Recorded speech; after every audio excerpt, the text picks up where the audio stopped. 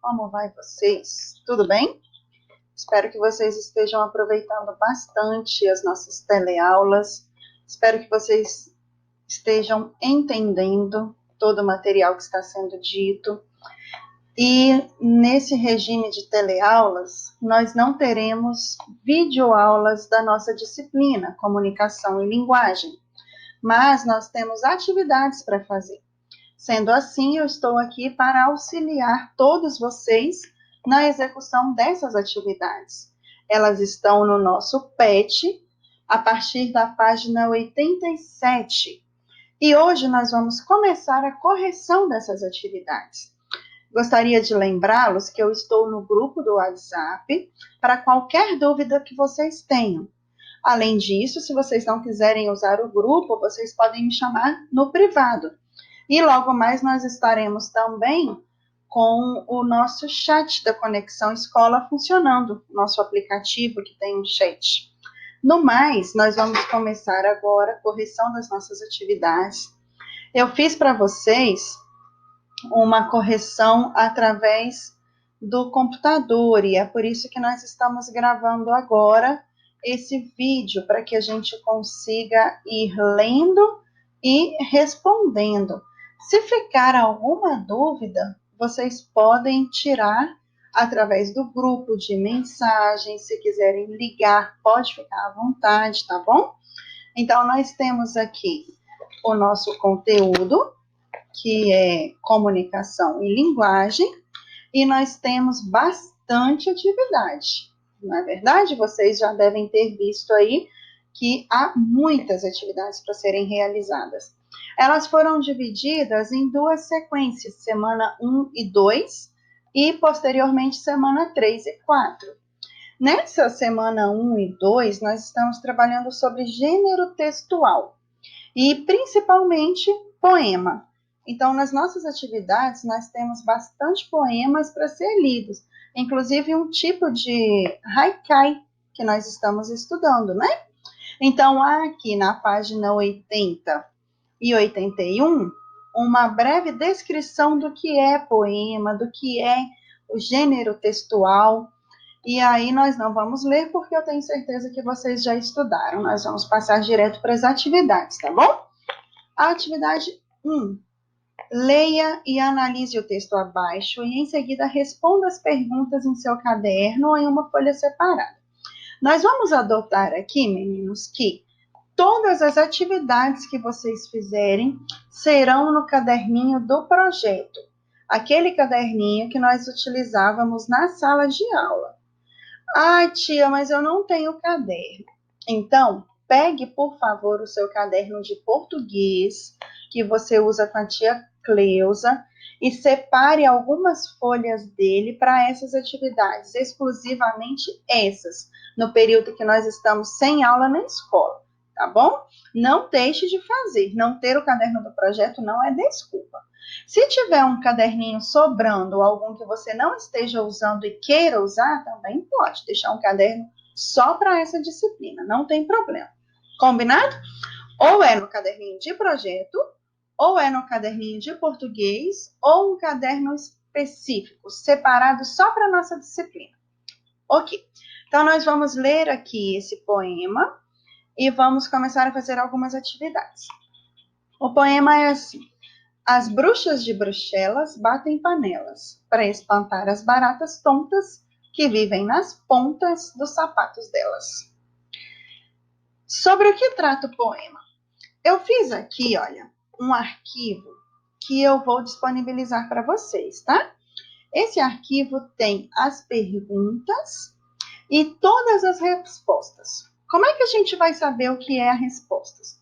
Eu coloquei em cor diferente, tá vendo que tem algumas coisas escritas de vermelho? Essas são as respostas, tá, meninos? Eu coloquei assim para que a gente consiga visualizar mais fácil. Então, tudo que está em vermelho nesse arquivo, que eu vou mandar para vocês no grupo, são as respostas das nossas atividades, tá bom? Então, letra A, sobre o que trata o poema? Sobre bruxas. B, quais são os sons que mais se repetem nos poemas? Os sonzinhos que nós mais ouvimos nesse poema são os sons da letra B, da letra P, da letra S e da letra X. Observa aqui em cima, olha, X em bruxas, X em bruxelas. A letra S tem S em as, em bruxas, em bruxelas. Na verdade, praticamente todas as palavras desse poeminha estão no plural e tem a letrinha S. Olha ela aqui, ó, baratas, tontas, pontas, sapatos. Então, quase todas têm a letrinha S. A letra C pergunta qual é a posição dos sons que se repetem. Elas estão no início, no meio ou no fim das palavras? Estão no início e no fim, né? Em relação à posição que elas estão no verso, se a gente olhar bem, tem letra S e tem letra B para tudo que é lado aqui no poema. Tem a letrinha X em todos os lugares do poema, no meio da letra, da palavra. Tem a letrinha S no começo, olha, sapatos, tem no começo e no final, delas está no final, espantar está no começo. Então, elas estão em todas as posições. Essa é a resposta da letra B. A letra D agora. Que sensações e sentidos você acha que as repetições dos sons produzem? Produz um sentido de humor, não é engraçado quando a gente lê que elas batem panelas para espantar as baratas tontas que vivem nas pontas dos sapatos delas? Parece engraçado, né? Então, produz um sentido de humor. A letra E pergunta se as palavras que se repetem são próximas, se são distantes, se são contrárias. Elas estão sempre pertinho uma da outra. Olha, bruxas e bruxelas. Pontas, sapatos delas. Não estão todas pertinho? Então, elas estão próximas. Letra F. Em que outros textos que você leu ou ouviu a repetição de sons também aparece? Procure em livros, na internet, em qualquer outro lugar que você ache sons parecidos e repetição. Nós conseguimos achar muito esse recurso linguístico em poemas e em trava-línguas. Olha só, eu trouxe 2 trava-línguas, vocês podem escolher qual das 2 vocês vão querer colocar no caderninho. A primeira, olha, o doce perguntou para o doce qual é o doce mais doce que o doce de batata doce. O doce respondeu para o doce que o doce mais doce que o doce de batata doce é o doce de batata doce. Então, aqui tem a repetição do sonzinho causado sempre pelo C, né? E em alguns momentos tem a letrinha S também. E aí a gente tem a segunda, que é a aranha arranha rã, a rã arranha aranha. Nem a aranha arranha a rã, nem a rã arranha a aranha. Então aqui nós temos 2 tipos de repetição, que todos 2 são causados pela letrinha R, que é o R duplo, aqui no caso de arranha, que faz o sonzinho de como se estivesse raspando a garganta, né? E tem também o R só, que causa o som tremido, que é no caso da aranha, causa esse raspadinho da garganta, esse tremidinho, aliás, né? Então tem as 2, vocês podem escolher qual vocês querem deixar no caderno, tá? Atividade 2 são os desafios sonoros. Essa atividade tem como objetivo fazer você experimentar um uso criativo da linguagem e seus potenciais expressivos. Siga as orientações a seguir. A letra A pede para nós escrevermos uma frase que as palavras comecem com a mesma letra. Então, escolha uma letra e aí você vai escrever uma palavra, uma frase, que comece sempre com a mesma letra. Olha que interessante, eu escrevi aqui 2. Ó, uma frase que só começa com a letra A e uma frase que só começa com a letra P. Ó, A amorosa abelha assobiava aquela arte ao amanhecer. E com a P, posso pintar portas perfeitas. Porém, prefiro pintar por penas paredes para Portugal. Então, é uma frase inteira, né? Tem ponto final aqui, ó. Marcou o final da frase. E ela começa e termina só com palavras com a letrinha P. A outra só com palavras com a letrinha A. Vamos voltar no PET para nós vermos aqui, ó. É a letra A e a letra B, tá vendo? Com a letra A, pede uma frase só com vogal A, com a letra B, pede uma frase só com a consoante P. Então, foi isso que nós fizemos aqui, A e P. Pode copiar essas frases? Pode. Pode fazer a sua? Pode. Eu prefiro que você faça a sua, porque é sinal que você está pensando e está aprendendo, tá bom? Mas você pode também copiar. Eu deixei esse daqui como exemplo para vocês, tá bom? Aí a letra B diz assim, ó. Reescreva a letra da música Parabéns para você, sem utilizar nenhuma palavra que contenha a vogal I. Então, nessa música, ela é assim, parabéns para você nessa data querida, muitas felicidades, muitos anos de vida, né? Todos vocês conhecem, já deve ter cantado aí várias vezes. Então, como que nós vamos escrever essa frase sem usar nenhuma letra I? Olha uma ideia como que ficou, ó. Parabéns para você nessa data. O querida eu substituí por legal, porque aí não tem I. Muitas também tem I, né? Muitas. Então, eu coloquei amplos. Amplos significa muitos também. Amplos, parabéns para você nessa data querida. Muitas felicidades. Ó, felicidades tem I, muitos tem I. Então, substituí por amplos parabéns. E depois na musiquinha fala muitos anos de vida. Aí eu coloquei amplos anos de paz. Tem I aqui? Não tem I, né? Fizemos o que a pergunta pede. A letra C agora pede para nós substituirmos só duas palavras dessa música. Para nós reescrevermos a música substituindo as palavras querida e vida. Como que ficaria? Ah, detalhe, tem que rimar. Querida não rima com vida? Então tem que rimar também. Aí eu fiz aqui para vocês duas opções. Olhem só. Vocês podem escolher uma delas ou vocês podem fazer a sua, tá bom? Olha como ficou minhas duas opções. Olha, parabéns para você nessa data de ouro, muitas felicidades, muitos anos, tesouro. A próxima, parabéns para você nesta data linda, muitas felicidades, muitos anos ainda. Aliás, eu vou corrigir aqui porque não entendi, né? Muitos anos ainda. Então, rimou. Linda e ainda. Rimou. Ouro e tesouro. Rimou. Deu certo? Deu certinho. Pode copiar uma dessas ou pode escolher uma outra que você queira e colocar no lugar, tá certo?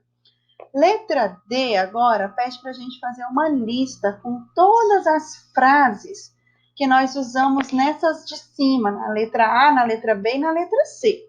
Aí eu fiz aqui a lista com todas as frases que nós usamos.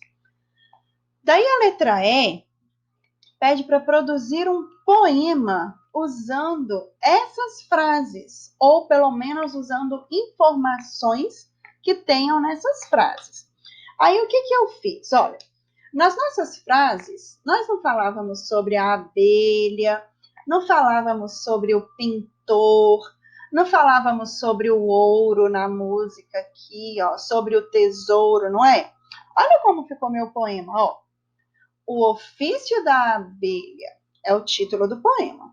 Parabéns à abelha que ao pintar sempre espelha penas de ouro, construindo para si um tesouro. Então, nós conseguimos usar várias palavrinhas que nós tínhamos aqui em cima. Deu para entender? Deu para ver? Todas elas estão sublinhadas e estão com uma cor destacada, mais forte. Certo? Detalhe, se vocês aqui em cima forem mudar, for fazer um poeminha diferente, for fazer uma frase diferente, então o poeminha aqui embaixo vai ter que ser usando as palavras que vocês escolheram nas atividades anteriores, tá? Agora a atividade 3 foi legal e foi grande. Nessa atividade 3, é só consertar o fone, meninos. Às vezes ele aperta. Nessa atividade 3, vamos voltar aqui no PET. Ela se chama Stop Poético. O que é para fazer nessa atividade? Tá vendo aqui essa tabelinha? Eu coloquei ela lá no nosso documento também, ó. É para a gente escrever aqui nos espacinhos palavras que obedeçam essas regrinhas aqui, ó. Tá vendo? Então, por exemplo, aqui tem a palavra escada. Nós temos que escrever uma palavra que comece com a mesma letra dessa palavra. Qual palavra que começa com a mesma letra de escada? Pode ser, por exemplo, Equador. Pode ser, por exemplo, equinócio. Pode ser, por exemplo, escola. Então, nós vamos preencher a palavra que nós escolhermos aqui. A próxima regra, uma palavra que comece com a mesma sílaba da palavra dada. A mesma sílaba de escada. Ó, especial, escola, esquisito. Tem mais, né? Agora de cabeça eu não consigo lembrar, mas tem várias. Uma palavra que rime com a palavra dada, com a palavra escada. Algo que rime com escada. Engraçada, enguiçada. Tem mais também. Estragada. E aí, a próxima, uma palavra que tenha as mesmas vogais da palavra dada. Aí esse aqui dá mais trabalho. Você tem que ver quais são as vogais de escada. É a letra E, a letra A e a letra A de novo. Então tem que ter uma palavra que tenha as mesmas vogais de escada. Eu consegui, coloquei lá, vou mostrar para vocês agora, ó. Enxada. A ferramenta é enxada. Agora aqui pede uma palavra que seja um verbo sugerido pela palavra dada. Um verbo, para vocês lembrarem, meninas do sexto ano. Verbo é aquela palavrinha que mostra ação. O que se faz numa escada? Algo sugerido pela palavra escada. Nós podemos subir, nós podemos descer, nós podemos caminhar, nós podemos pular. Tudo isso são ações, correto? Então, eu escolhi aqui a palavrinha subir. Agora, um sentido. Vocês me levem em conta, tá, meninas? Um sentido sugerido pela palavra dada. Um sentido. O que é que escada te lembra? Não lembra a altura? Então, eu coloquei essa palavrinha aqui. Vocês podem escolher tantas outras palavras, certo? E aí, nós temos que fazer a mesma coisa para todas as palavrinhas, ó. Escada, noite, pão e sapato. Ficou dúvida? Se ficou, pergunta lá no grupo. Daí, a próxima atividade pede para a gente escolher uma das colunas do Stop Poético, que é essa tabelinha, e escrever um poema contendo todas as palavras que você escreveu. Agora ficou trabalhoso, né? Então, vamos imaginar. Você tem que pegar uma palavrinha dessa, e aí você vai escolher aqui, ó, todas as palavras que você escreveu. De todas essas palavras, você vai fazer um poema. Será que deu, meninas? Será? Eu escolhi essa aqui do pão. Essa aqui, ó. Olha as palavrinhas que eu escolhi. Pão. Uma palavra que comece com a mesma letra. Paçoca. Uma palavra que comece com a mesma sílaba. Pastorear. Uma palavra que rime com a palavra dada. Algo que rime com pão. São, né? São no sentido de sadio, tá? uma palavra que tem as mesmas vogais de pão. Cão. Uma palavra que seja um verbo sugerido. O que a gente faz com pão? Então, a ação é comer, certo? E um sentido sugerido. Quando você pensa num pão, geralmente é porque você está com fome. Então, eu coloquei aqui um sentido, fome. Pode ser qualquer outra palavra, desde que tenha a ver e obedeça essas regrinhas aqui. Opa, mexi aqui. Pronto. Obedeça todas essas regrinhas aqui, tá? Aí eu separei elas aqui, todas essas palavrinhas que eu escolhi, né? E aí eu fiz o poeminha. Olha se esse poema ficou bonito, ó. Em um belo dia de domingo, Paçoca, o cão faminto, estava a pastorear, quando decidiu comer, não por fome ter, mas por sempre lembrar de sua mãe a lhe dizer: Paçoca, se quer ser são, ponha-se a comer pão. Deu um poema e até rimou, vocês viram? Interessante? Então, escolhemos todas as palavrinhas e fizemos o poeminha. Ah, mas e se vocês quiserem pôr outras palavras aqui e ainda se vocês quiserem escolher outra palavra dessas para fazer o poema? Ótimo, não tem problema. Desde que contenha as mesmas regras, desde que seja uma palavra que comece com a mesma letra, comece com a mesma sílaba, uma palavra que tenha as mesmas vogais, uma palavra que tenha o mesmo sentido, tá bom? E aí vocês podem fazer o poema que vocês quiserem. Eu estou até curiosa para ver se vai ter poema diferente. A atividade 4. Desculpa, gente. A atividade 4. Vamos voltar aqui no PET. Que agora começa uma série de poemas visuais. Olha. Leia e analise os poemas que se seguem, observando, além das palavras, o jeito como elas estão escritas no papel e de que forma esse jeito interfere na compreensão do poema. Então, nós vimos aqui esse primeiro poeminha que está falando sobre o Japão. Hoje estou sem sorte. Tudo me cai da mão. Para não perder a cabeça, vou fugir para o Japão. Olha como ele foi escrito, que diferente. E por que será que tem esse símbolo aqui? Alguém já viu a bandeira do Japão? Eu vou abrir para vocês verem aqui, ó, no navegador. Que interessante que é, tá vendo? Bandeira do Japão. Ó, vou trazer aqui para essa tela. Olha aí a bandeira do Japão.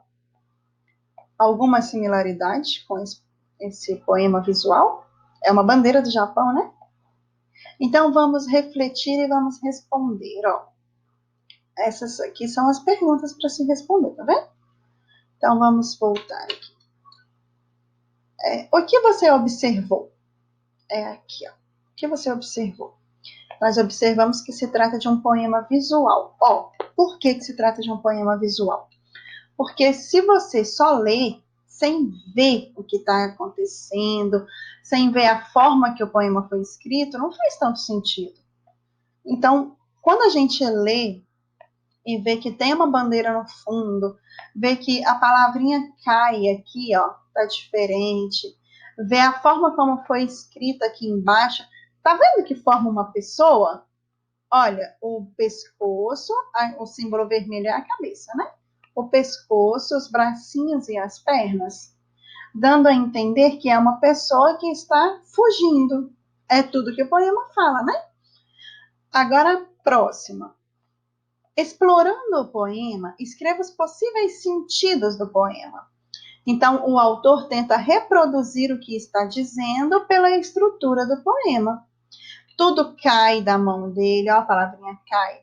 E aí é uma pessoa que está fugindo para o Japão. A próxima pergunta nós já até respondemos, ó. O que acontece com a palavra cai? Ela cai, né?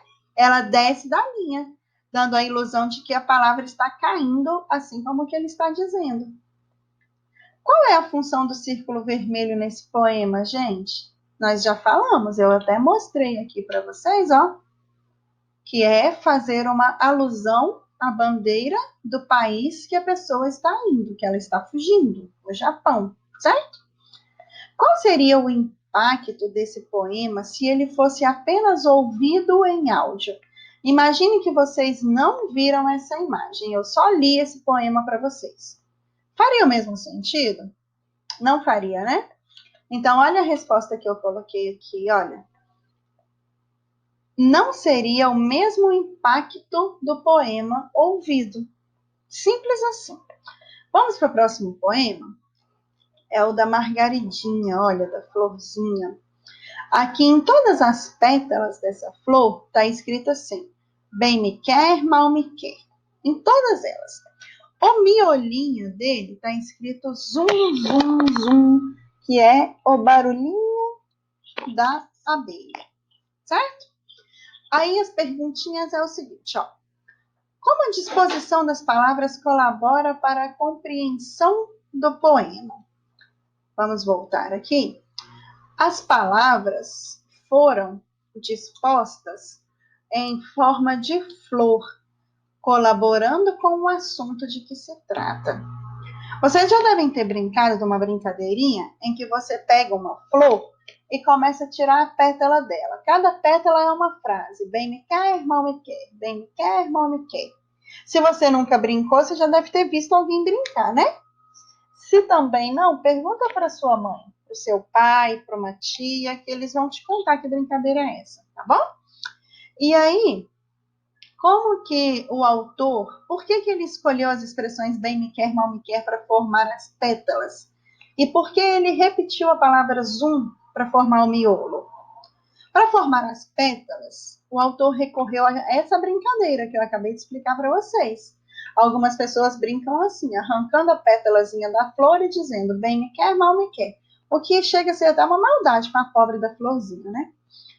E o zum do miolinho da pétala da florzinha, zum, zum, zum, zum, relembra o zumbido de abelhas. Isso, inclusive, é uma figura de linguagem que vocês vão estudar um pouquinho mais tarde. Se chama onomatopeia. É quando a gente pega um som e transforma em uma palavra. A abelha não fala zum, ela faz um sonzinho que nos lembra a palavra zum, né? Ela passa por aí fazendo zzz, e aí a gente usa essa palavrinha zum para dar a entender que é o zumbido de uma abelha, que polinizam as flores. Então, sempre há abelhinhas próximo de flores, né? Por isso que o poeta colocou, então, o miolinho da flor com o barulhinho que a abelha faz. A mesma pergunta lá de cima, ó. O poema provocaria o mesmo impacto se, por exemplo, ao invés de ser publicado em livros, fosse apenas ouvido no rádio? E por quê? Também não causaria o mesmo impacto, porque a estrutura com que esse poema foi feito é parte do poema. Não é possível compreender esse poema sem você visualizá-lo. Imagina alguém lendo um poema para você assim, ó. Bem me quer, mal me quer, bem me quer, mal me quer, bem me quer, mal me quer, zum, zum, zum, zum. Nem parece um poema, nem faz sentido, né? Então, é a forma com que ele foi feito, formando essa simpática florzinha aqui, essa margaridinha, que dá todo o sentido para o poema. Concordam? Olha o próximo poema, gente. Está formando uma palavra grande aqui, né? Ó. Lixo. E se você observar bem de pertinho, o que está formando essa palavra é a palavrinha luxo. Então, a pergunta é: qual a disposição do texto em relação ao papel? São várias palavras luxo, escritas bem próximas uma das outras, formando a palavra lixo. Vamos até colocar entre aspas aqui, para fazer sentido. Como podemos definir a forma ou a estrutura do texto? Também, gente, se trata de um poema visual. Porque se você estivesse só ouvindo esse poema, ou se ele tivesse escrito palavra embaixo de palavra, você veria uma sequência enorme de palavras luxo. Não faria sentido nenhum, né? Poema visual. Você precisa, além de ler, ver o poema para você conseguir entender do que se trata. Próxima pergunta é a qual gênero textual ele pertence. Ele pertence também a um poema. Como podemos ler o significado? Como podemos ler qual o significado desse texto? Nós podemos conseguir entender que o lixo produzido pode ser um luxo. Sabe em que sentido? No sentido de que, às vezes, nós geramos muito lixo sem ser necessidade, sendo um luxo. Quer um exemplo? Bem rapidinho para vocês entenderem. Ó, imagine que você saiu para passear e deu fome. Aí você chamou quem está com você, sua mãe, seu pai, para tomar um lanche. Aí vocês foram até o mercado comprar um lanche. Lá no mercado tem uma embalagem de suco de 1 litro. E tem várias embalagens menorzinhas, tipo de 250 ml, né? Menores, que seriam individuais. Você geraria mais lixo tomando o suco dessa embalagem pequenininha ou da embalagem de 1 litro? Por que não comprar a maior e dividir entre todas as pessoas que estão? Porque se você comprar uma para cada pessoa, você vai acabar gerando um monte de lixo. É isso que o poema quer dizer, que às vezes o luxo, o que não é necessário, acaba gerando um acúmulo de lixo.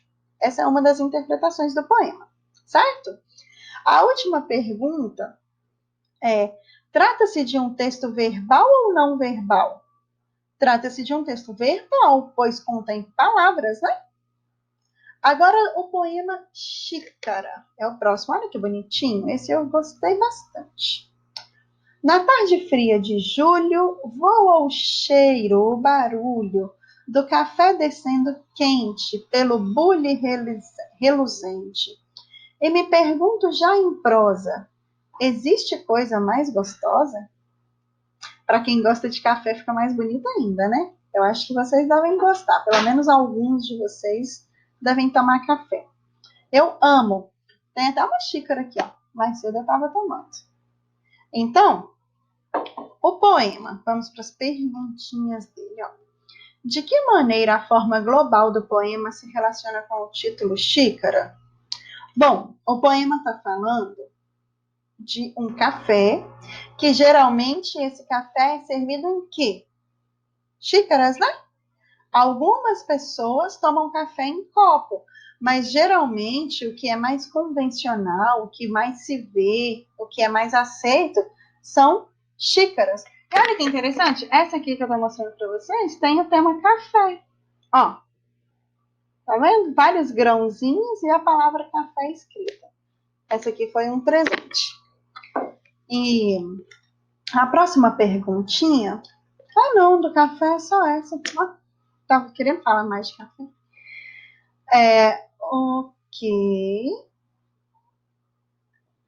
Ok, passou. Atividade 5.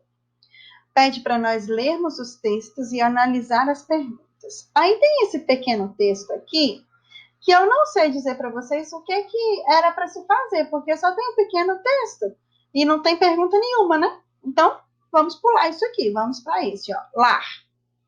Olha o texto. Espaço que separa o Volkswagen da televisão. Vocês devem saber o que significa Volkswagen, né? É uma montadora de carros, certo?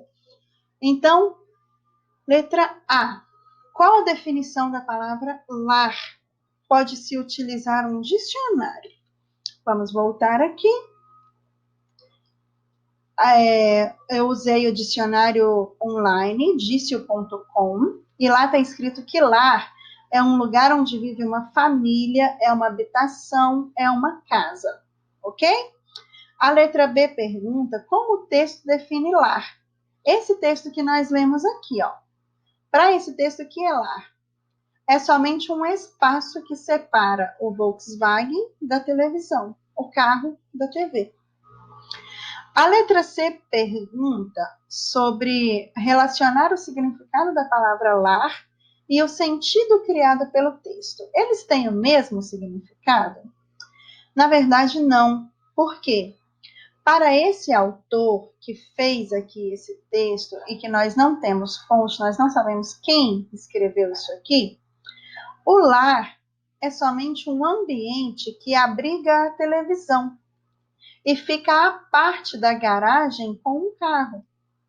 Para esse autor, casa não significa nada de lar, de habitação, de família.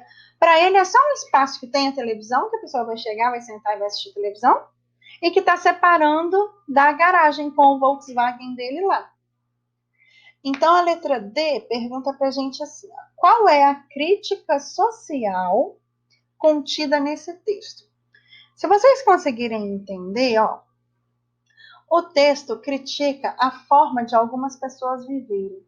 Vocês já viram pessoas que chegam do trabalho, da escola, do curso, enfim, chegam em casa, liga a televisão, ali a pessoa senta, ali a pessoa come, ali a pessoa dorme, e ela simplesmente não desfruta do que seria um lar, do que seria uma habitação para a família, do abrigo, do aconchego, não tem amigo, não conversa com a família. Já viram isso? Eu tenho certeza que já. É triste, mas existe e muito, meninos. Existem muitas famílias que só vivem juntos, mas nem se conhecem, nem sabem da realidade um do outro, nem sabem como é viver, né? Então, esse texto critica isso, de pessoas que só utilizam a casa como um amparo de coisas materiais, como TV e garagem para guardar o carro, e não desfruta do que realmente significa um lar, um convívio de uma família. Deu para entender? De novo, se restar dúvidas, manda lá no grupo, tá bom? O próximo poema se chama Primavera, e esse poema é bem grande. Eu acho que vocês leram, né? Então, nós vamos passar direto aqui para a correção da atividade. Mas é assim, ele fala de cada estação, ó. Fala da primavera, em seguida fala do verão, aí aqui embaixo ele fala do outono, e por último ele fala do inverno, tá vendo? Todas as estações do ano, né? A letra A pergunta assim, quais elementos da natureza mencionados nesses haikais fazem parte do ambiente em que você vive?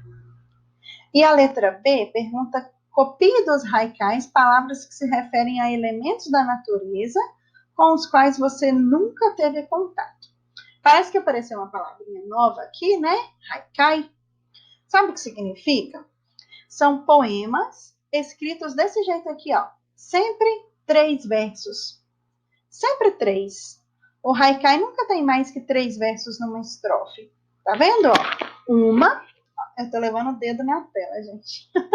Vamos com o mouse. Uma, a segunda e a terceira. Sempre 3. Por isso que ele se chama haikai, tá? É um estilo diferente de poema que tem origem, inclusive, na Ásia. Isso está escrito aqui em cima para vocês, não vou voltar lá, mas lá naquela página cinza de orientações, relembrando os conceitos, está escrito que é um haikai, que é um poema, ok?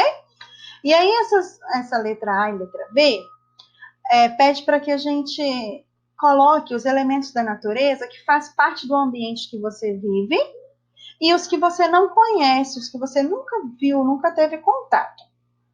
Como é uma pergunta pessoal, eu fiz assim, ó. Eu coloquei todos os elementos que citam aqui da natureza. Por exemplo, chuva, borboleta, violeta, ninho, folhas verdes, arroz, lá fala da plantação de arroz, orvalho, melão e grilo. Daí você vai escolher qual é o que você convive, o que você sempre vê, e qual é aquele que você nunca viu, nunca teve contato com ele. Combinado? No meu caso, eu colocaria todos nesses aqui, que eu convivo, porque sempre a gente vê todos esses elementos. Ah, detalhe, violeta é um tipo de flor, é uma plantinha muito graciosa, inclusive. Agora a letra C pede para você copiar um dos haikais lidos em que os elementos da natureza estejam relacionados à percepção de que uma nova estação vem chegando. Bom, o que que fala lá no poema que mostra que uma estação nova está chegando? Eu separei dois. Por exemplo, na primavera, fala assim, ó. A chuva me obriga na manhã de primavera, quer dizer que na primavera, vez por outra, chove, porque é a estação que as plantas vão florescer. E para isso elas precisam de água, né? Nada melhor do que uma chuva para uma planta crescer. Já no verão, cita na primeira estrofe, cita as chuvas de verão. Então também mostra que a nova estação está chegando. A próxima pede para copiar um dos haikais em que os elementos da natureza mostrem a afetividade entre o ser humano e o elemento da natureza. Como assim afetividade? Carinho, gosto, como? Na parte, se eu não me engano, do verão, diz assim, ó, que chega as chuvas de verão e nas águas flutua um ninho, vou apreciá-lo. Aí, olha, a afetividade, o carinho. O ser humano viu um ninho e vai correr lá para pegá-lo e apreciá-lo. A última pergunta é sim. Há um ser da natureza que surge no cotidiano e na intimidade de uma pessoa. Lá na parte do inverno, fala dos corvos. E aí tem um verso que diz assim: como é belo o corvo nas manhãs de inverno. Ok? A atividade 6, vamos voltar aqui na nossa apostila, que nós vamos ter que ver todos esses haikais, relembrando aí, ó. Haikais são pequenos poemas com sempre 3 versos. E aí pede para nós fazermos o seguinte: descreva cada haikai com um sentimento. Eu coloquei aqui as palavrinhas que cada um desses haikais transmitem para a gente, e aí durante a correção vocês podem ler e ver se vocês concordam, tá? Por exemplo, aqui, ó, o último. A partir de hoje, quero dias mais claros e noites muito calmas. Esse poema traz para mim a sensação de esperança. A pessoa quer dias claros, quer noites calmas, ela está esperançosa de uma vida melhor. O outro, esse daqui, ó. Tem o casalzinho abraçado de frente à praia. Quem quer viver um amor, mas não quer suas marcas, não terá o prazer de ser feliz. Deu para ver? E tem esse poema, transmite pra gente a ideia de amor, né? Olha o próximo, esse daqui é bonitinho, ó. Nasci sem asas, sim, mas meus sonhos levam-me muito mais longe. Esse daqui transmite pra gente um sentimento de liberdade. A pessoa não voa, mas ela consegue ir em qualquer lugar através dos sonhos dela. Daí a letra B pede para nós escolhermos algumas frases desses haikais e criar outros 3 haikais. E é para se lembrar de que o haikai só tem 3 versos. Então eu escolhi 3. E lembrando que, se vocês desejarem fazê-lo, vocês podem escolher outras frases. Não tem de ser essas aqui que eu escolhi. Quais são as que eu escolhi? Eu coloquei aqui em caixa alta, tá vendo? Para ficar fácil de vocês entenderem. Eu escolhi aquela frase, ó, quero dias mais claros. Aí eu completei meu haikai. Quero sorvetes e chocolates, tudo que a felicidade puder me dar. Virou um haikai. Tem 3 versos, virou, né? O próximo, eu peguei a frase desse haikai aqui, ó, dos sonhos. Aí eu escrevi, sei sonhar, mas meus sonhos podem se realizar. E o último, que é aquele do amor, eu escrevi, se não há amor, não terá o prazer de ser feliz, mesmo que eternamente. Então, vocês podem escolher as frases diferentes, fazer haikais diferentes, fica a critério de vocês, tá? Meninas, eu imagino que esse vídeo ficou grande, ficou puxado, mas a gente tem que corrigir essas atividades, porque imagine vocês fazê-las sem nenhum tipo de orientação, sem nenhuma correção. Ficaria bem mais puxado, né? E aí nós vamos parar aqui, porque essa foi a correção da semana 1 e 2. E aí eu vou fazer um novo vídeo para as semanas 3 e 4, tá? Nós nos vemos em breve.